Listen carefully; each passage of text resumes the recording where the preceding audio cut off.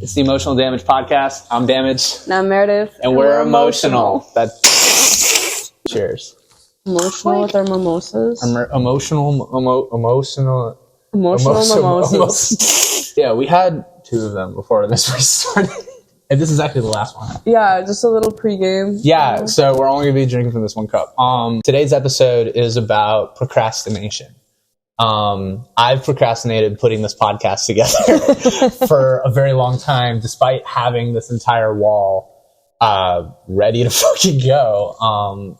And I procrastinate with pretty much everything. Yeah, so, you know. But you have music coming out. I do. Finally, I've been procrastinating on it for about 2 years. I saw that I actually uploaded my shit to the distributor on February 22nd, which is the same date that my last album released, but 2 years ago. Okay. So, what's it called? My last one? What's your new single called? My new single is called Headache. When does it come out? And it comes out this fucking Friday, March 1st. Is there any way people can interact with it before it comes out?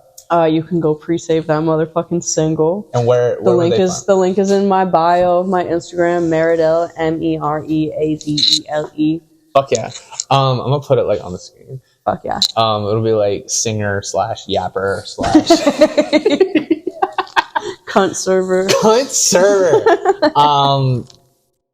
Fuck yeah. So we're gonna talk about procrastination. Like, what's it been like not releasing music since, was it 2021? 2022. 2022. So it's been almost 2 full years since you've released music. What's it like about to release something again? It's really fucking exciting to finally have something coming out again. I actually wrote all the lyrics to this shit when I was like 16 or 17 years old. Okay. So the actual lyrics to it are like 7 or 8 years old. Except the music to it is like brand new, and I think that was really the problem, is that this song like originally started as an acoustic song on my guitar. And it grew all the way to, I don't even know what the fuck you might call it. It's like, it's got a bunch of layers. It's got a lot going on. Who produced it? Nash, of course. Fuck yeah. Yeah, Kid Boom. So this will be something very, very new for me, and I think the last 2 years was really just about like finding my sound, trying to figure out what the fuck kind of music I want to make. Yeah. So I'm kind of just branching out into this R&B alternative kind of realm. How would you describe what that sound is? I think my next few singles coming out, they kind of have a little bit of different sounds, but I think they all just intrinsically have like a lot of R&B, a lot of soul, a lot of EDM aspects, because they're all produced by Nash, who makes, you know, house and techno mostly. Yeah. But he makes these kind of like R&B shits for me. So it's all danceable though. I would say, yeah, this new one, definitely. The next 2 coming out after that, they're much more slow down, a lot more soulful, Fuck yeah. a lot more like real feeling shit. But this one's just kind of like a fun little drop. Well, it's always good to just start with the fun ones. Mm-hmm. I'm really, really big on telling artists to just get into the pattern of releasing music regularly, because it's, especially when you have stuff in the works that's like a really deep and cohesive concept album, or it's like the big fucking hit that you've always written.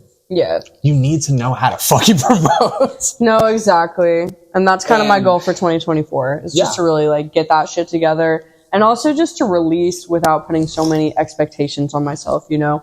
Not every single single am I going to be able to do a full fucking fledged marketing plan for. Because when you're a musician making a lot of music, you make way too much fucking shit to promote every single one to the exact same level. Yeah. But I don't want to let that like keep me from putting shit out, because then I'll just hold on to it and do absolutely nothing with it. And, you know, few thousand plays is better than none. Yeah, you know? Absolutely. And it all starts to, what I love and what I've experienced over the past like 3 years is it snowballs. Is I have plenty of songs that, you know, that I put out originally that still to this day are getting like anywhere from like a couple hundred to like a dozen or so plays a day. Yeah. But times like 50 times 30 per 50, like 50 of these songs getting, let's say between like, let's say 50 songs get 3,000 streams. And they're not like doing a lot of legwork. I mean, they're still like They're still pulling in the they're fucking compounding. streams. And also you got to practice releasing music, and some people really fucking like that song. It doesn't have to be like the big hit every single time. If you can make a few people obsessed with that song, and then you release a few of those songs regularly, over years it's just gonna come back to you. And I feel like sometimes the biggest hit is not the one that you'd expect, you know? A lot of the time I think you plan around a song that's your biggest hit, that's your favorite, but that doesn't necessarily mean that it is going to apply to the public like you believe it's going to. That's how I feel about Wave. That's how I feel about Rome. Mm-hmm. That's how I feel about Vice. There's so many songs.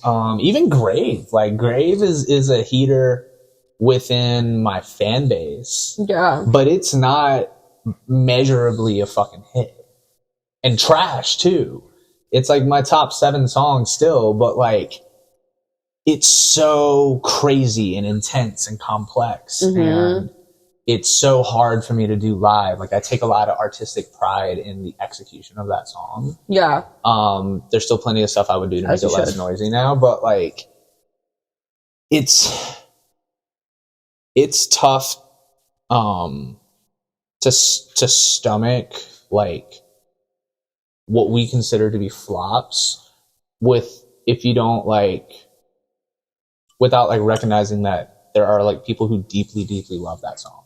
And who will continue to listen to it. And building that community is still like just as important as getting those number one, you know, hits with a lot of streams. Because sometimes, you know, you'll get a song with a lot of streams, but that doesn't mean that those people are sticking around. No. And that is why those real fans of those specific songs that you put your everything into matter just as much as those top running hits. And trickle down. Trickle down is so important, because when you have a song, or like trickle up, you know, I feel like you get small community and it's like very quality over quantity at the beginning, because those quality fans will bring out their friends, and those friends will bring out friends. From a fan base standpoint, it's definitely that's like trickle out.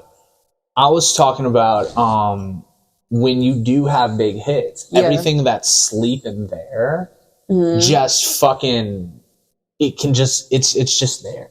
It's dry leaves that can catch fire like that. A great example is an artist, Gal the Arsonist, put out an album in 2019 called Autopsy of a Degenerate.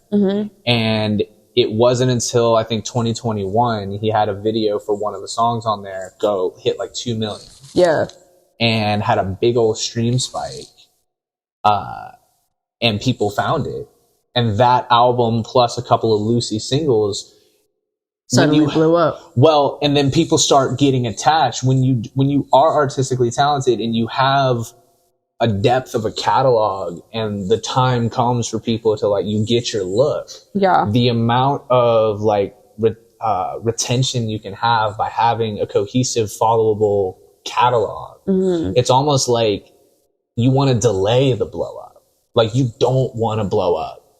Not yet. Like, I think it's better to have 2 albums working on the 3rd with singles and features and like all sorts of shit for people to not only consume at once when they get the big, like they hear the big hit, they're like, that's cool. What else is this artist There's body to it. There's body to it. The obsessive people have something to obsess over. The picky or cynical people have stuff to sift through. And if you have 300 songs, they might like 30 of them. No, exactly. And kind of as I was mentioning to you earlier, in that I feel like in any artist's success, building up that small community is just the number one, strongest, most important pillar of a music career. Absolutely. You really have to build up a community within some kind of niche, whether that be a geographic area or a kind of, you know, social area online, whatever the fuck it is. Get your Discord built. But you need to have a strong community, because those core fans, those quality fans, those are going to be the ones that matter. And then those are the ones that buy your fucking merch and pay your bills. Yes. yes. Preach. And so I think, on the note of just making sure that you're putting shit out, that's who you're putting it out for. Those few quality people that are continuing to watch, continuing to care, and eventually that'll branch out into something bigger. All right. So we have been preaching some facts. Yeah. We've been preaching a lot. But the topic of this podcast is that basically we have not been practicing what we preach. So emotionally speaking, what's the landscape been like for you not releasing music over the past 2 years? Like, what emotionally went into the inaction? I mean, it's very complicated on a clinical and medical level. I mean, I was diagnosed with bipolar in October. So for, a year and a half of that, I was going unmedicated, kind of raw dogging life. And that was doing that the whole time, basically. Yeah. But it gets worse as you get older. Yeah. And I think it was, in some senses, as terrible as it is, great for making music, in that, I had real strong emotions, and I had cycles of depression. So I had shit to talk about, and cycles of mania where I wanted to get all that shit done. So I have a lot of I feel like a lot of dope shit written, and that was really benefited by it. But on that same end, I think when I would be manic, I would go through a phase of making really big plans, having really big goals and big ambitions. But then when you cycle back into that depression, it is so difficult to actually get that shit done. And so since I've been medicated for the past few months, shit has just actually been getting done for the first time in years. My room is clean, basic shit like that, honestly. But then it rides all the way up into actually being able to not only have those goals and ambitions, but also have the time and the stepping tools and the fucking sanity to make it happen.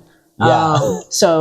That's been that fucking part, the sanity. It's hard. It's really, really hard to stay driven, to ignore the any negative feelings that you have about it, any fucking doubts. It's difficult. Doubt and fear is so powerful. It's very fucking powerful, but not nearly as powerful as I think hope. And so once you really ride into that, and I think a lot of it too, I owe it to the people around me, because it's been a number of people supporting me and telling me no, you're actually good, you could actually do this. And I think I didn't take it that seriously at first, because it was a lot of friends and shit. And it's of course you're going to tell me that. Yeah. But when it starts to be people, I mean, even you're one of those people that have real serious fucking talent telling you need to be doing this. Oh my God. It matters, Wakai is one of those. He was like, shout out Wakai. Wakai is fucking fire. If you don't know about Wakai, you should know about Wakai. Shout out Baton Rouge. Josh Simmons. Bro, the two of them, they both,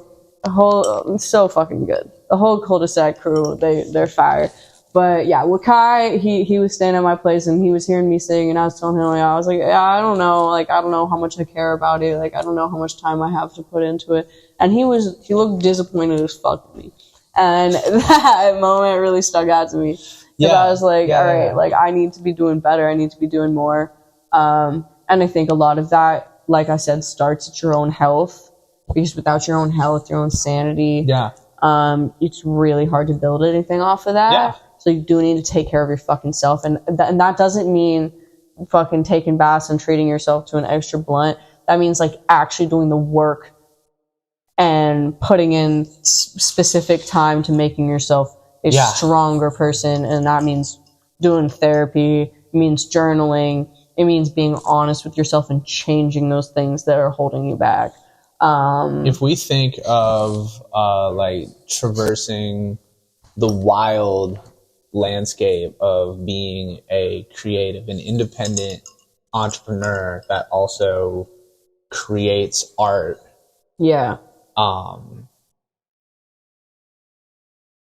it's crazy to go out and venture out into the wild without any equipment or understanding of how to take care of yourself. Exactly. And there's something analogous to raw dogging mental illness, which a lot of creative people have. Yeah. And even human perception is creative.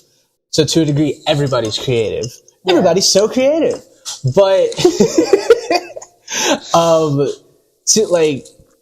to a certain degree, because of the world and the socioeconomic state of the world,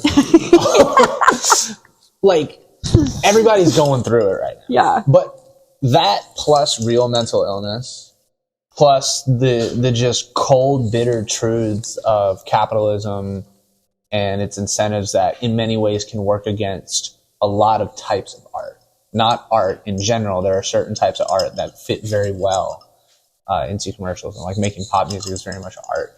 But to go through that whole process alone without training, without practice, without confidence it's just not a good idea. Like, and it's crazy. There's a quote from Abraham Lincoln, actually, that I randomly heard that I will like. What did Abe say? Abe said, I would rather spend 30 more minutes sharpening my axe than 3 more hours chopping the tree.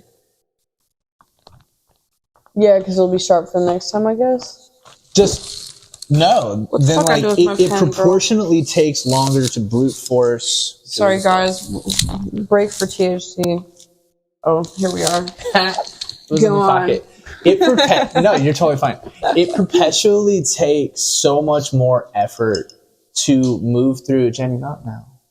Not now, baby. It's okay. Do you want to come up here? Do you want to? Oh my goodness! Do you want to come up here? Okay. You're gonna have to. It's so big. You're so big. Okay. Jenny's gonna join us.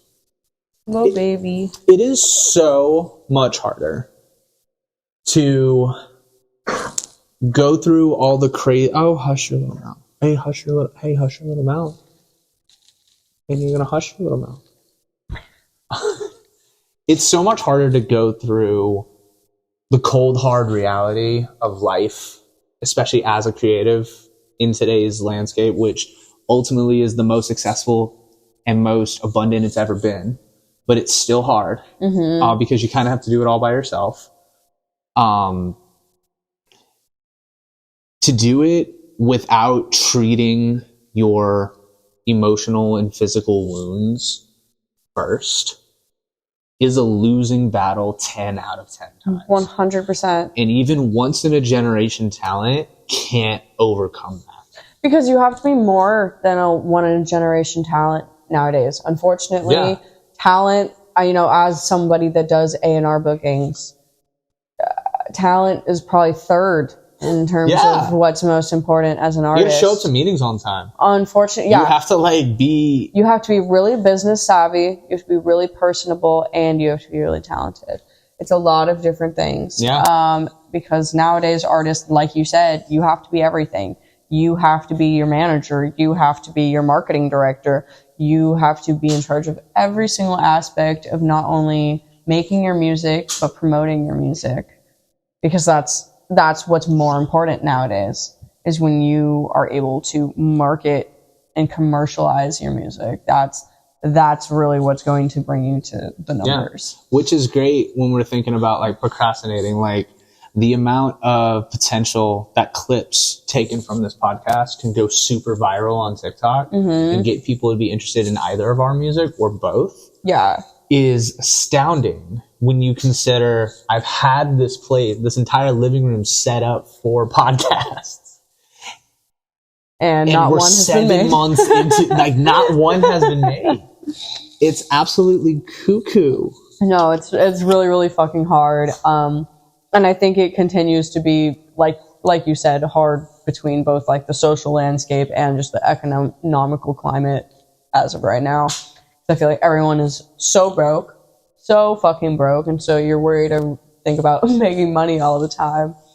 And then on top of that, I think there's just a huge emotional side that makes making and releasing music really, really fucking difficult when you're working a 9 to 5. You're working all day, all fucking day doing shit for other people. You come home and then you're like, oh, I would love to just play some music, but no, you can't just play the music. You have limited time. You have to make sellable music. And you have to make content for that music. Which is crazy because I've experienced, and I'm sure you have too, that you make some of the best stuff when you're not trying. Exactly. And so structurally, it can impede you from ever being your best because you're so constantly pressured to create something that is viable. Preach. And it infects the writing process, and it creeps its way. People bring it with them like fucking COVID into every studio session. Exactly, and especially really tapped in. And then especially on like the social climate level, I think it's so difficult to write completely truthfully to yourself without a lot of like the worry and judgment of other people in the music industry, especially when you're living within LA. You know, you're constantly seeing other artists that you might be comparing yourself to, especially when you're friends with a lot of really talented artists. Yeah. And you really have to push a lot of that judgment on yourself. And sometimes it's so helpful. It's a building block. It's a pusher. It's an inspiration. And sometimes I think it's a detriment, and it's really difficult. Well, you know, at any time, like, I will never judge. And even if you like hand me something that I'm like, this is kind of trash, but here's how I think it could be cool. Like, I've always said that, like, if you're my friend, the worst thing you can do is let me know that, like, you want to create stuff and you have a dream. Because I will like make it my business to make sure that you reach it. And I think that's why you're friends, and not just any kinds of friends, but real fucking friends that are open and honest and hardworking and more inspirational, more hardworking than you are. Those are the people that keep you in fucking check. Those are the people that make sure that you are working, and they are the strongest tools against procrastination. The strongest tools surrounding yourself with people that work hard. Iron sharpens iron. Mm-hmm. Exactly. It's so important, because I mean, you're the average of the 5 people closest to you. It's so cliche, but it's so true. It's fucking true. No. It's so true. I tried to ignore it when I was younger. I'm like, no, like, your friends can be different than no. Well, here's the thing. They don't have to all be the same, but they do need to be of a particular like caliber that you want to hold yourself to. You are forever going to pick up on their traits. Yeah. So something that, shout out Amber Ryan, but something that Amber Ryan and I were talking about recently was, as I'm entering my 4th year, we're talking about the level of energy and the level of like borderline desperation that I have in terms of like wanting to hit it so big online that I don't have to work my 9 to 5 anymore. And it's this like, while it's a realistic and attainable goal, it is because it's not real, it is a theoretical, it is a fantasy. Mm-hmm. And I feel like as artists, we torture ourselves with it. Artists with 9 to 5s, especially on-site 9 to 5s. I remember like that one of the biggest differences between the last year and a half and the first year and a half of my career has been working remote. Yeah, no. It has completely changed the game. It changes everything, because not only are you working 8 hours a day, but you're also driving to and from work. In my case, it's like 45 minutes of shitty LA traffic. It's insane. So by the time I get home, it's not even late, but I'm just mad and pissed off. And you know what I want to do? It's no state to create. Smoke a blunt and go to sleep. That's what I want to do. It's no state to tap into your heart.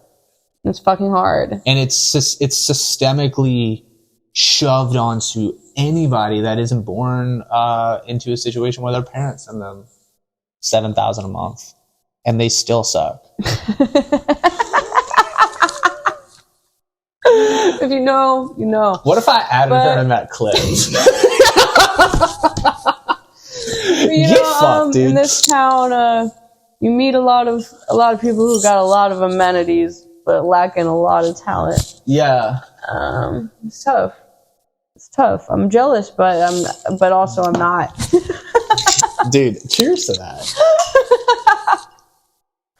Cheers to being broke and still getting it. Like, it's not exactly. It's not an excuse, but everybody's got a way to make their shit happen.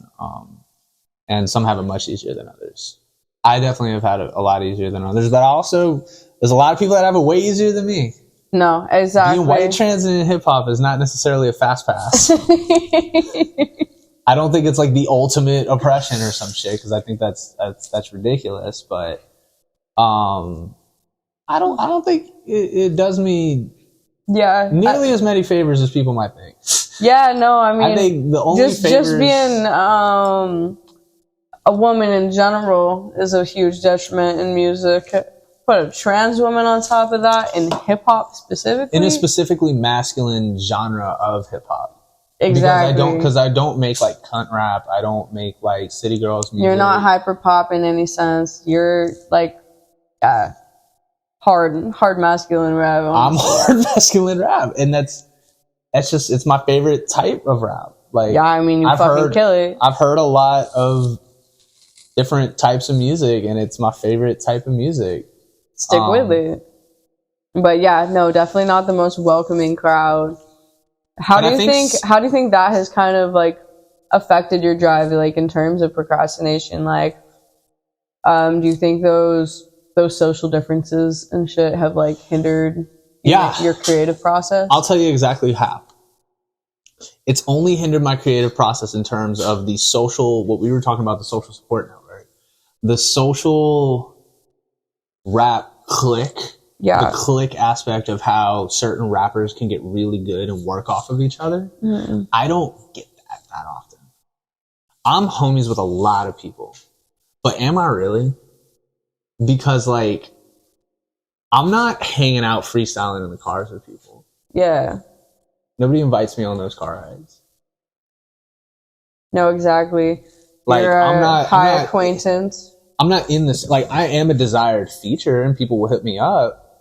But like, I'm not like, hey, I'm doing a session with so and so at the studio. You want to come pop out? Yeah, pop out. Like, no, and I mean, I think that transphobia lays deep in a lot of people. Even if it's not directly from them, it could be fear.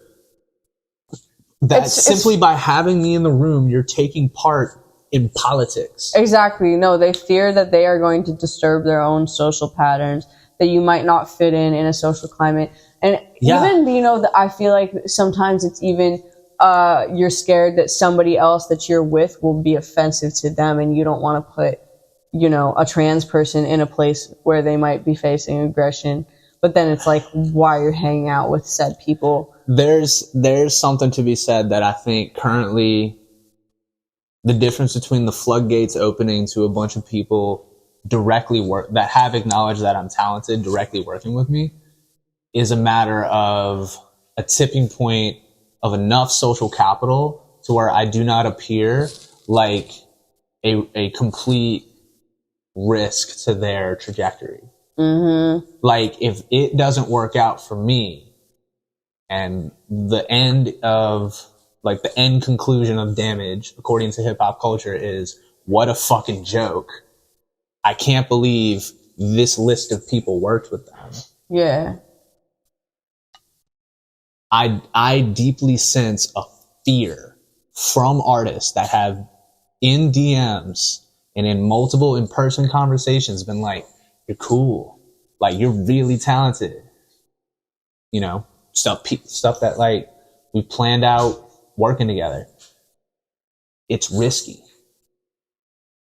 Despite how fucking good and here, honestly, on top of that, there. Just wait till I get a little older. 3 years to the Grammy, I'll show ya. I ain't even fucking seen me sober. Already got too many on the roster. Okay, so what's happening now? We had a technical difficulty, and then you had to pee. Yeah. So we're gonna clap again. 1, 2, 3. We had a technical difficulty, and this one had to pee, which caused the technical difficulty. So Oopsies. The circuit board is dry and you're in free. The camera is back on. Yes, we're back. We're ready. Yeah, we were just talking about the kind of outside kid that everybody recognizes as cool, but like, oh shit, no, we were talking about but like doesn't really want to fuck with them, and it's annoying. And you were asking me like socially, how does my kind of outsideness lead to procrastination? I think it leads to not a procrastination, but it's just I don't feel like I have access to the same training grounds and creative breeding areas. That's so fucking weird to say it like that, but like socially hanging out with other rappers at studios is something I do comparatively very infrequently.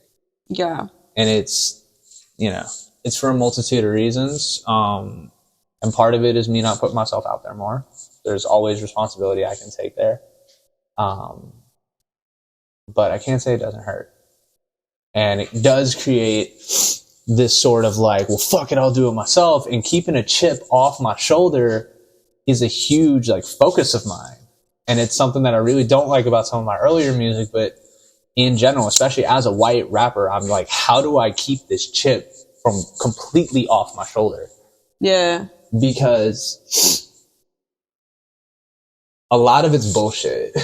Entirely bullshit. And it's a bunch of bullshit we convince ourselves of. 100%. When it really is just about the music and specifically about being authentic. And I have such an authentic story to tell. And I do it in a really good way. So there really is no logical conclusion for me to have a chip on my shoulder. The fact that some people recognize it's a risky business decision to work and appeal to work with somebody who a large portion of the population doesn't want to know exists. Yeah. Especially at the level of talent that I'm at, it makes a lot of sense why people are reluctant to work with me. Yeah. And it just kind of hurts because I musically respect so many of these rappers.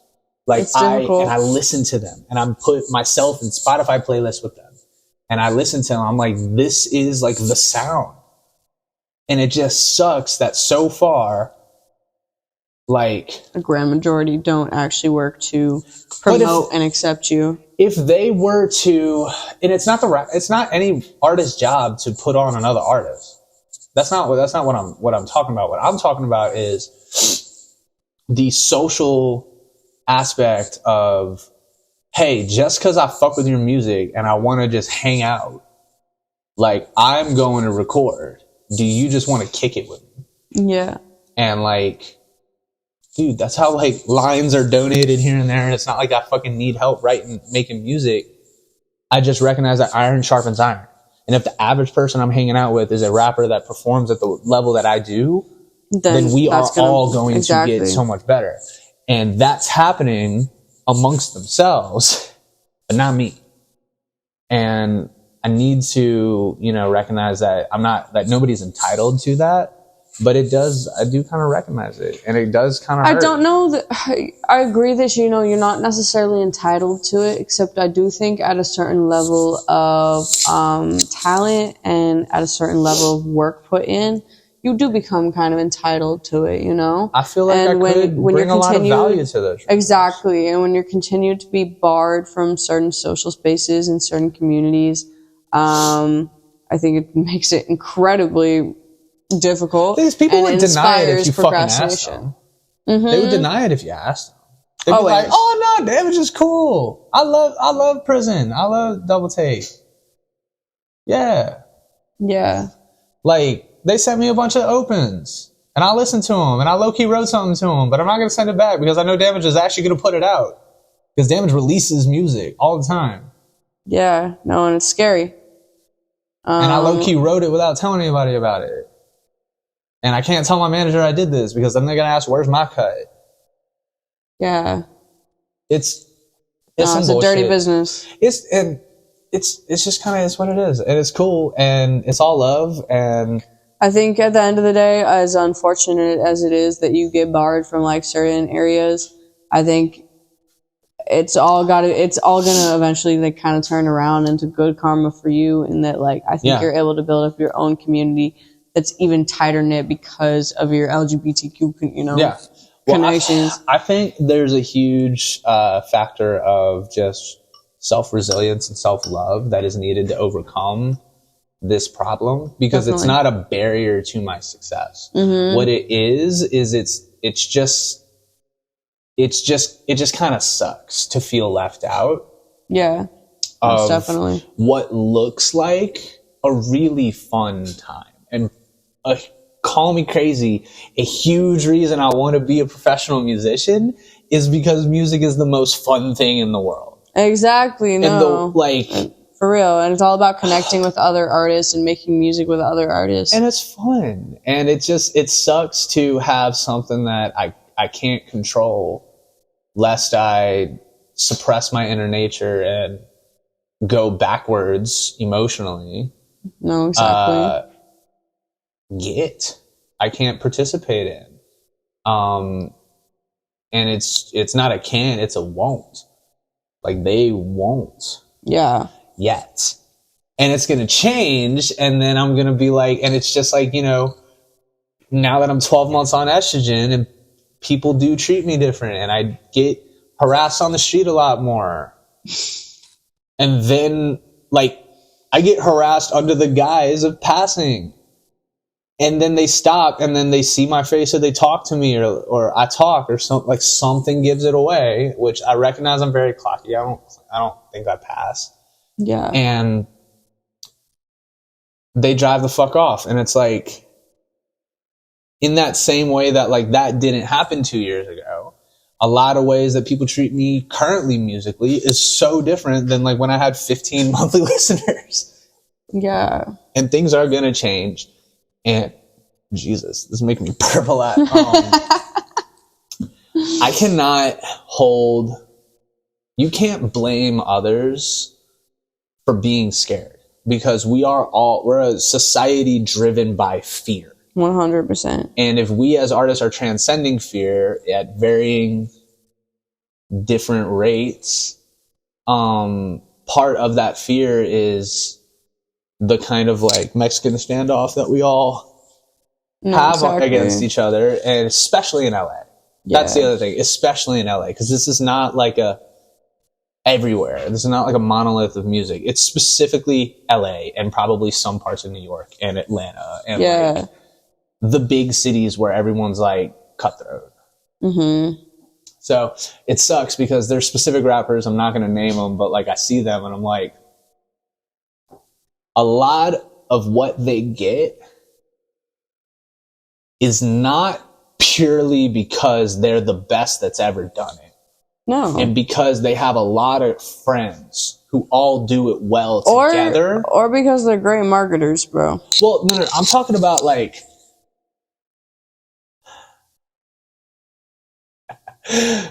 Oh, I just don't want to name drop and get into like... We name drop it to shit. Me, we can cut it out? Yeah, no, we can cut it out. So, like, as a matter of fact, here, let's just wrap it up and we'll talk some shit off camera. Okay. This is a messy ending. This is the end of the podcast. Thanks for listening. I will be making more of these. This is episode 1. Yes, thank you for having me. I have a new single coming out. Yeah. Headache. Check it out. It'll be on every single streaming service under Meredele, Mereadele. And we'll be connecting my song that I got with Damage too. So, you know, you can check that out too. It's pretty fire. Peace out, motherfucker. But yeah, who are you talking about? So, like, immediately I'm talking about